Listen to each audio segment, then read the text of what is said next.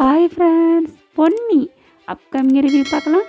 அடுத்தவங்க மனசை நோகிற மாதிரி பேசுகிற இந்த உஷாவாயை பெரிய கோனுசியாக கொண்டு வந்து நல்லா இழுத்து வச்சு தைக்கணும் அப்படின்னு யாரெல்லாம் நினைக்கிறீங்களோ உங்கள் பொண்ணான கையால் ஒரு லைக்காக போட்டு சப்ஸ்கிரைப் பண்ணிடுங்க. Thank you friends. ஆமாங்க, எங்களுக்கு பொங்கல் பரிசு எங்கள் வீட்டிலேருந்து வந்துடுச்சு. வீட்டில் இருக்க எல்லாருக்குமே பொங்கல் பரிசு வருது, ஆனால் பொன்னிக்கு மட்டும் யாருமே இல்லையே அப்படின்னு சொல்லிட்டு இருக்கேல.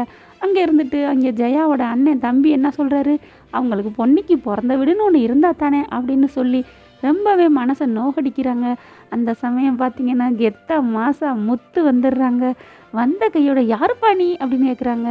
நான் பொன்னியோட அண்ணன், என்ன சொந்தம், ரத்த சொந்தம் அப்படிங்கிறாங்க. எப்படி அப்படிங்கிற மாதிரி காமிக்கிறாங்க. அப்படியே ஃப்ளாஷ்பேக் ஓடுது. எடுத்து சொல்கிறதுல கூட பொன்னிக்கு நல்லது செய்ய வர்றதை எடுத்து சொல்கிறாங்க. அதில் நமக்கு ஒரு நல்ல செய்தியை சொல்கிறாங்க. ஆமாங்க, ஃபோன் பேசிக்கிட்டே வண்டி ஓட்டக்கூடாது அப்படிங்கிற உதாரணத்தையும் காமிக்கிறாங்க.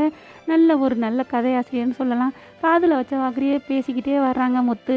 அங்கே தப்பில் வர்றேன், வண்டி அடிச்சு தூக்கி போட்டு போயிடுறான். பக்கத்தில் நடந்து வந்துட்டுருக்க பொன்னி அப்படியே அலையை கற்றுக்கிட்டு போய் ஆஸ்பத்திரியில் சேர்த்து ரத்தமும் கொடுக்குறாங்க.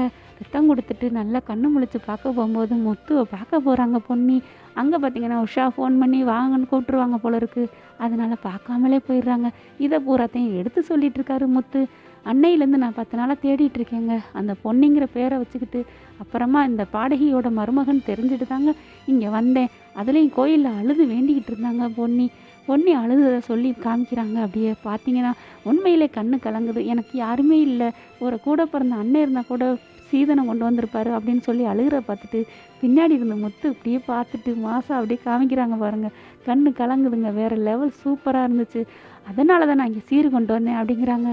அப்படியே சக்தி அப்பா ரொம்ப சந்தோஷப்படுறாங்க.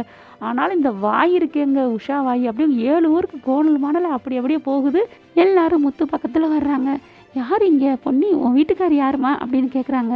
சக்தியை கூப்பிட்றாங்க. வர்றாரு பக்கத்தில். உங்களுக்கு கிடைச்ச பொக்கிஷம்ப்பா என் தங்கச்சி பொன்னி. இந்த மாதிரி ஒரு பொண்ணு கிடைக்க நீங்கள் ரொம்ப கொடுத்து வச்சுருக்கணும். அந்த புண்ணியத்தை நீங்கள் பத்திரமா வச்சுக்கோங்க. அந்த பிள்ளையை நீங்கள் காப்பாற்றுங்க, கண்கலங்க விட்டுறாதீங்க. பெரிய வீடாக இருக்குது, எப்படியும் நீங்கள் நல்லா வச்சுக்குவீங்க அப்படிங்கிறாங்க. சந்தோஷமாக அப்படியே அந்த பரிசை 2 பேரும் சேர்ந்து வாங்கிக்கிறாங்க. ட்ரெஸ் இருக்குது அப்படின்னு சொல்லி முத்து கொடுக்குறாங்க. எவ்வளவு படன்னு பொரியிற நம்ம முத்து இவ்வளவு பக்குவமாக பேசுனது ஒரு கெத்து அப்படின்னு சொல்லலாங்க. அப்படின்னு யாரெல்லாம் நினைக்கிறீங்களோ கமெண்ட் பாக்ஸில் சொல்லிடுங்க. சூப்பராக நல்லபடியாக அப்படி பரிசை கொடுக்குறாங்க. யாரும் வேறு லெவலுக்கு எதிர்பார்க்காத அளவுக்கு முத்து இவ்வளோ பண்பாக பேசியிருக்காங்க. அதுக்கப்புறம் பொன்னிக்கிட்ட சொல்கிறாங்க, பொன்னி உனக்கு யாரும் இல்லைன்னு நீ எதையும் நினைக்காதம்மா. உனக்கு அண்ணன் நான் இருக்கேன். நீ எப்படி தங்கச்சின்னு சொல்லி அங்கே எனக்கு ரத்தம் கொடுத்து என்னை காப்பாற்றினேன், அதே மாதிரி நான் உனக்கு அண்ணன் இருக்கேன் கடைசி வரைக்கும் அப்படிங்கிறாங்க. பொன்னி கண்ணீர் மல்க அப்படியே பரிசை வாங்கிட்டு முத்து கை எடுத்து கண்ணில் ஒத்திக்கிறாங்க.